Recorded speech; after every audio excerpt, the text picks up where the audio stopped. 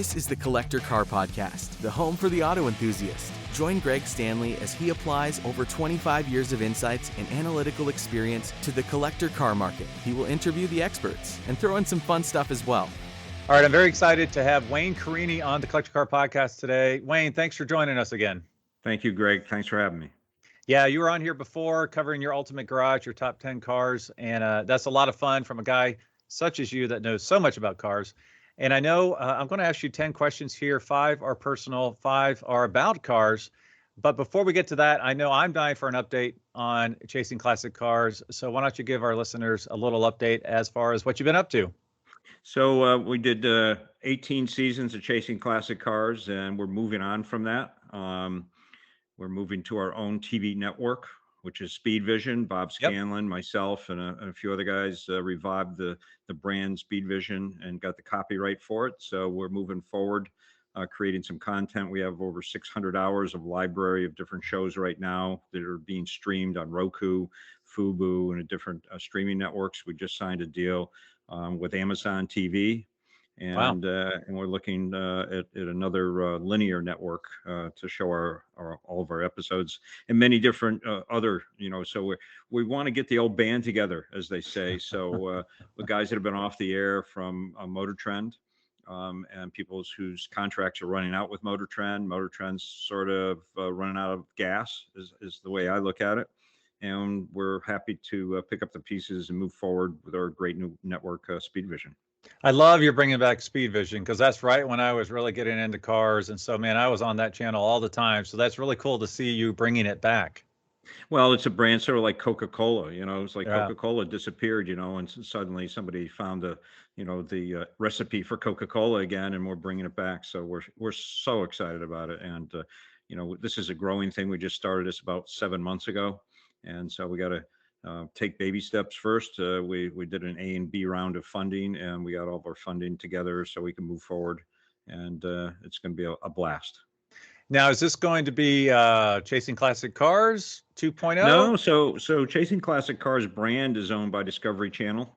Okay. My production company that I wasn't no part of, other than I was the guy that they filmed. They partnered with Discovery, and Discovery really owns the brand. So we're moving forward with On the Road with Wayne Carini. We're going to be, it's going to be somewhat similar to Chasing Classic Cars, but not exact. It's sort of like On the Road with Charles Kuralt, which is a show on CBS that I loved years ago, where he went around and just interviewed people about their lives. And that's what I'm doing. We've already started filming that. I'm doing a podcast with Jay Ward, talking classic cars, and we're about to go live with that.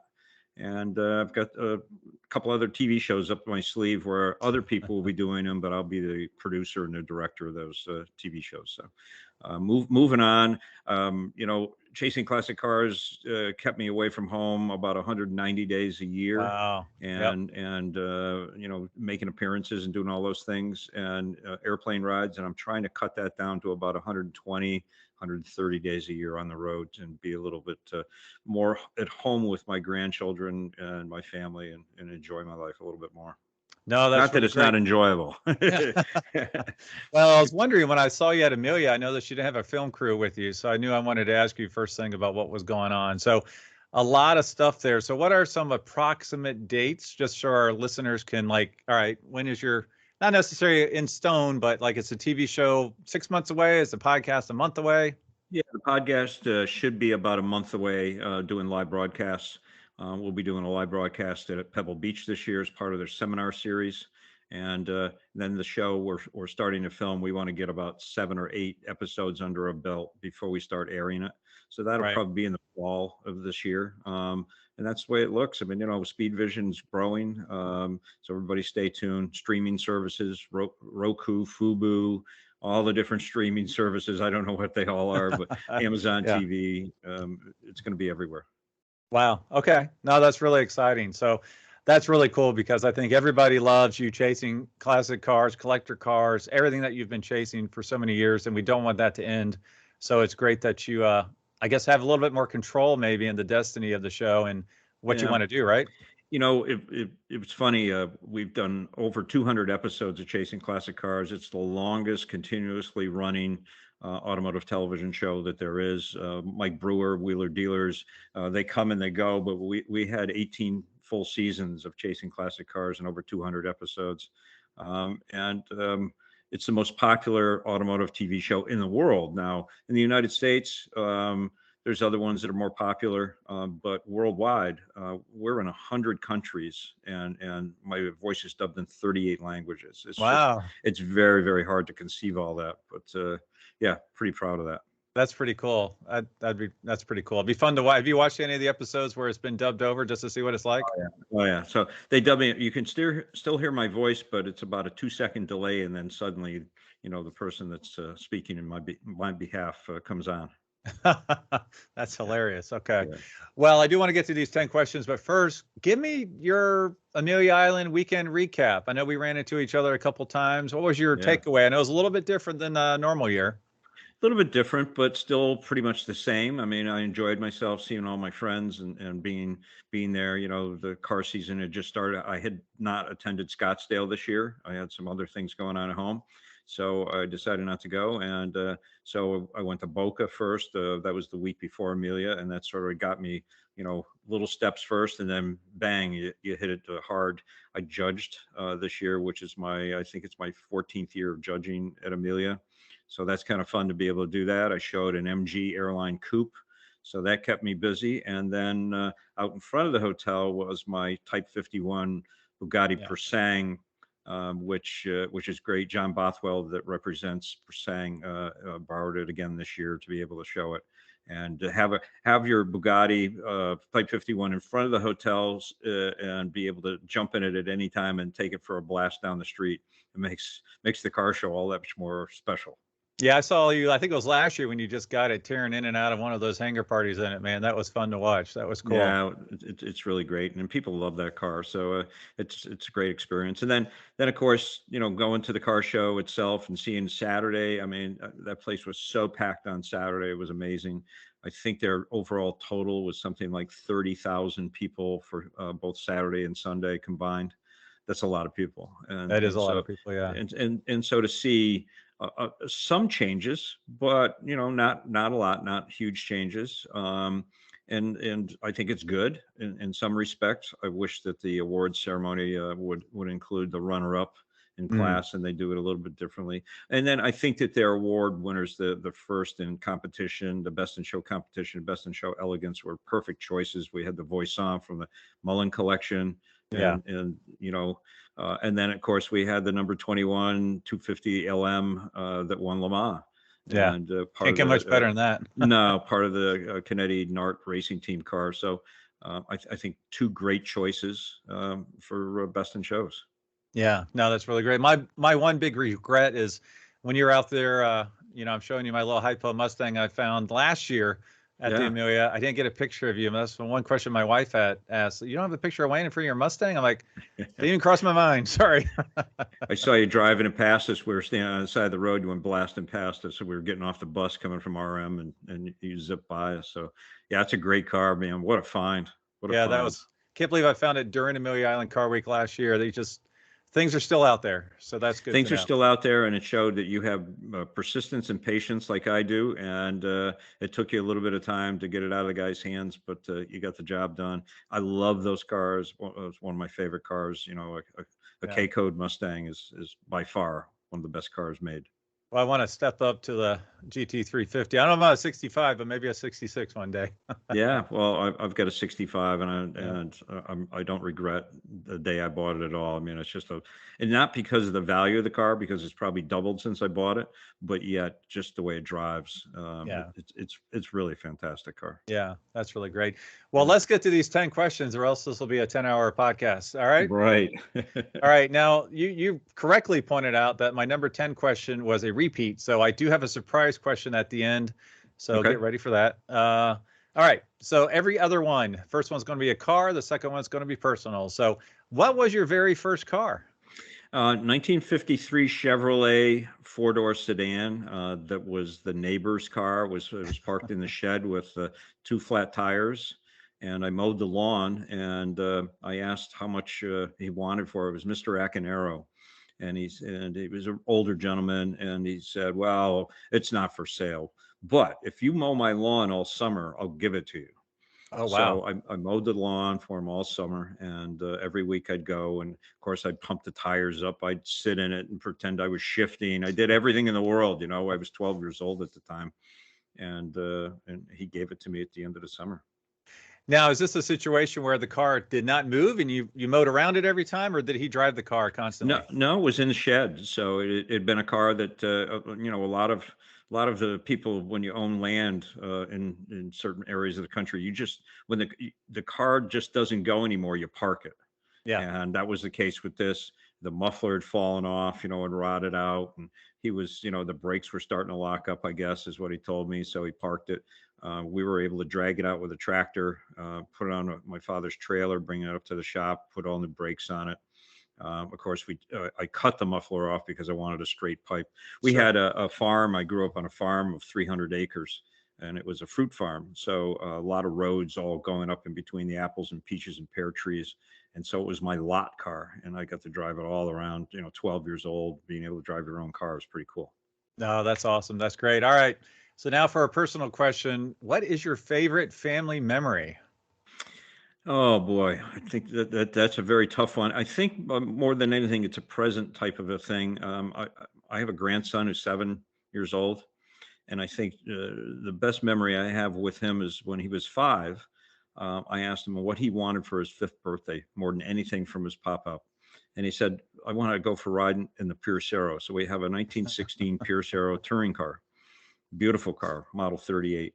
And we're driving, and he looked up at me and he says, "Pop-up, this is my favorite car you own. I love this car." Now, we own Ferraris and Mustangs and Yeah. Corvettes, and it's just a little bit of everything muscle. But here he likes a 38 model Pierce Arrow. And I said, "Well, Connor, it's your birthday today. Happy birthday." So I gave him that car when he was 5 years old. And it's the best thing probably ever done, because that's all he knows how to talk about now is that car, Oh, and wow. driving it and being able to ride around in it. So it's a great memory for me. Just that one day. Of course, I got many, many different memories with family. Sure. My family means everything to me. So, but the grandson getting into cars, that's really cool. Yeah, that's really cool, especially a Pierce Arrow pre-war. Yeah, That's really building the foundation for, he's going to love cars the rest of his life, especially if you're that's right. starting with that. Oh, that's That's cool. right. Yeah. All right. Now, if you could have only one car for everything, what would it be? 1960 250 short wheelbase. That was easy. It's real easy. I mean, I love that car. I've restored 8 of them over the years. I've never owned one, but I've had the opportunity to drive them, to restore them. And I think for an all-around car where you could drive that car to the racetrack, you could put some tape on your headlights, you could win races, not just compete. You could win with these cars, and then drive it home. You could go to the grocery store. You go anywhere you want to with that car. It was just a grand touring car, and but very competitive, and a car that slides very nicely. You go in a corner, you can get into a drift, and it's a very controllable drift. I remember watching Bobby Rahal drive his at Laguna Seca, and Mm. he had that car sideways constantly, just in a power slide all the time, and it's just the most beautiful thing to watch in the world. Yeah, and they're just beautiful cars to start with, and you can fit a few bags of grocery in the back, tray if you had Yeah, to, right? a few. Yeah, A yeah, yeah, few, a few. yeah. All right. Well, this is along those lines. What's the best gift you've ever received? Obviously, it's not a 250. Well, I mean, you say gift, and people can think of a tangible item. I think my greatest gift was the knowledge that I gained from my father and his uncles, very knowledgeable people, and then all the other people I've run into all over the years. They've given me the knowledge and the drive to succeed in life, and I think that that's the best gift I could have ever received from anybody. So that brings up an interesting question. So you and your grandson, great story, great connection, great way into the collector car hobby, and owning a car. What was your story with your dad? Like, what year did your dad turn you on to cars, if it was your dad initially? It was. So my father was the founder of the Model A Ford Restorers Club in 1951, the year I was born. and he had fixed a Model A up for a local farmer, and took it to a car show, and they said that he couldn't take it in because it was just some old used car. Of course, this is 1951, 1930 Model A is just an old used car.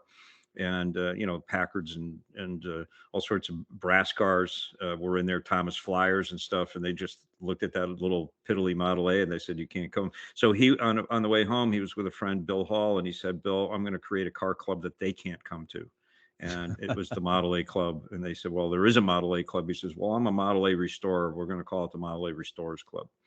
And so I was automatically in. My father restored cars for a living when I grew up, and I had no choice, because when I got off the bus every day, I rode my bicycle up the road 3/4 of a mile, and I worked every day and on weekends. Wow. Yep. And then, of course, when we weren't working, we went to car shows. So I grew up in it. When I graduated high school, I went to college to become an architect, and I found out that it wasn't for me. I ended up graduating from Central Connecticut State University Art Education. Tried that for about 6 months, and that wasn't working very well for me. I wanted to be a college art teacher, not a kindergarten art teacher, and therefore I went back to work for my dad in 1973, and here we are. All right, so a budding artist. Interesting. Yeah. I did a lot of metal sculpting. Hung out with a guy, Fred Jones, who was a very famous metal sculptor, and also loved cars, friend of my dad. So I go to the junkyards on Sundays and Saturdays with him and pick parts up and then weld them together, and became somewhat of a unique artist with metal sculptures all over the place. Oh, that's really cool, because I'm a wannabe artist, or failed artist maybe, and then I also studied architecture, and I said that's not for me really? too. So I went. I won the Hartford Home Builders Association Future Architect of the Year when I was in high school. Wow. And I got accepted to Pratt Institute and went down to Pratt. Couldn't stand it because living in New York after living on a farm where we didn't lock the doors, and now I'm living in Harlem with 10 deadbolts on the doors, and being able to walk to classes, you'd have to have 5 or 6 of your friends with you to be able to get through without getting mugged or something. So I came home real quick. I'll tell you, I think I was there 7 weeks, and I just turned around, came home, got on the train, and I was home. My moment of clarity was when I realized I was good, but not that good. My buddy was really good, and such a small percentage actually design stuff. Usually, That's you're the right. guy figuring out where the outlet goes or the light switch. And I'm like, I don't want to be that guy. And I knew I want to be the designer. So I decided to change gears. So it worked One of out my well. buddies, Klaus Schmidt, when I was in high school, he went to Pratt, and he got a job at being a technical draftsman at a shipyard. They're not even close to being what he wanted to do, but that's the path that he found himself on. Very interesting. Cool. Yeah. Now, this next question, you might have already said the answer. I'm curious to see. What is your ultimate dream car? So this isn't a car for everything, but your answer still might be the short wheelbase 250. So what is your ultimate dream car? So the 250 short wheelbase is a very practical, cool car, and it's probably my ultimate favorite car, all around favorite car. But an 8C Alpha, especially with a Pininfarina Cabriolet, Lawrence Oriana has one, and I just love the car. I've done some work on it for him, so I think that would be my ultimate car to own. Yeah. I'd like to do a podcast episode where it's the trifecta, the F1, the GTO, and that car. Those are kind of like the trifectas across the whole automotive world. So, right. All right. What is your favorite song, band, or type of music? Oh boy, I like all sorts of music. I grew up in an era where the Woodstock generation, and so folk music was cool. I really like a band, Little Feat, Lowell George, just a fabulous musician and songwriter and director of so many other great bands. He did a Shakedown Street with the Grateful Dead. He was the head of that, and so I like them. The Mahavishnu Orchestra with John McLaughlin. I got to meet him once and went to one of his shows backstage. I just love all music and all musicians. I'm an opera. I love opera. I love jazz. I love everything. But just as a really good time album, Dixie Chicken, Little Feat, I think that you can't beat that real good boogie music. All right. Now, geographically speaking, I think you're within driving distance of Woodstock. So did you go? And if you didn't, why not? we were on our way, and it was pouring rain, and we were riding motorcycles, and we got maybe about 2 hours away, and I said, "This is ridiculous," and turned around and went home.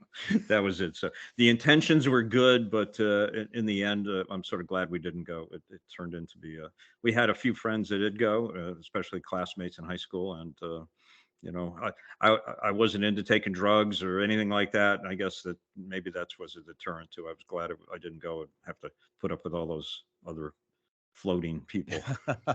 Did you have a tent on the back of your motorcycle? Or We just did. Yeah, we had okay. tent, sleeping bag. We were ready to go. So But if it you was have pouring rain out.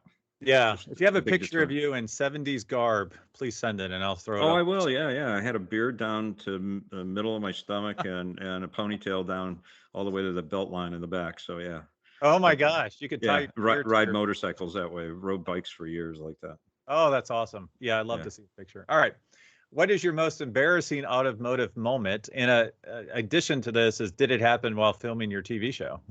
No, it didn't happen when filming a TV show, but I was showing a client's 750 Monza Ferrari at down at the Cavallino show, and they of course they want to hear the engine run and see all the gauges work and that stuff. And I went to start it up, and I'd not poured enough gasoline in the car, and it was out of gas.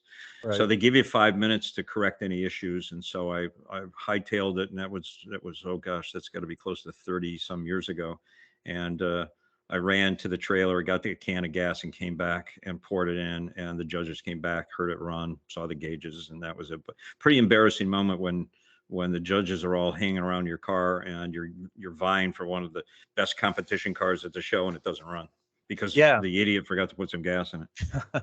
It's not like you're at the local cruise in or your local whatever show. You're at the best of the best with one of the best cars ever, right? That's right. That's right. There's been lots of those, but that was super embarrassing at the time because I was just getting a reputation of being a really great Ferrari restorer, and all of a sudden I felt terrible.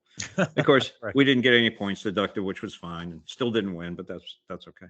Yeah, yeah. All right. Now, what is your favorite meal and why? Spaghetti bolognese or mustacholi. So a meat sauce style sauce. My uncle used to make it. It was called mustacholi, and there was carrots in it, and onions, and all sorts of vegetables, as well as pork and veal. Just a fabulous sauce. So yeah, still to this day, if I go somewhere and they've got bolognese, that's what I have.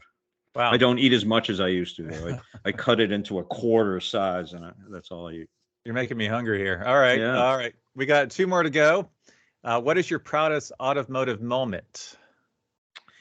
Well, it's a 2-part question. One I can say one of my proudest moments is the 365P Ferrari, the monoposto, the center steering car. Yep. The triposto, I should say. I restored that for Luigi Canetti, and I got to drive it on the lawn at Pebble Beach with my wife on one side and one of my best friends on the other side. And I thought I was pretty cool driving that car on the lawn at Pebble Beach, sitting in the middle of the car.